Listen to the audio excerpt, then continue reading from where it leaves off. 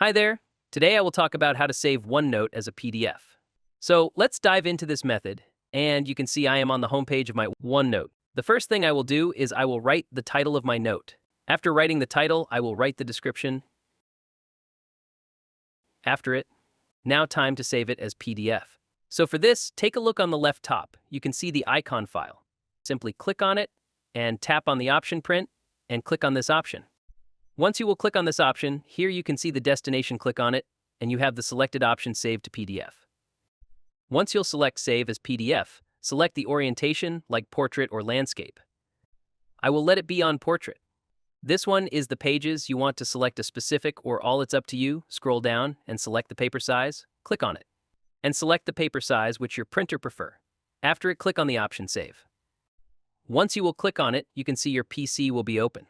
Here you have to choose that folder in which you want to save. Just like I will save this to download. After it, click on the option Save. Now it will be saved in my computer. And let me show you by moving to the folder. And here is the OneNote.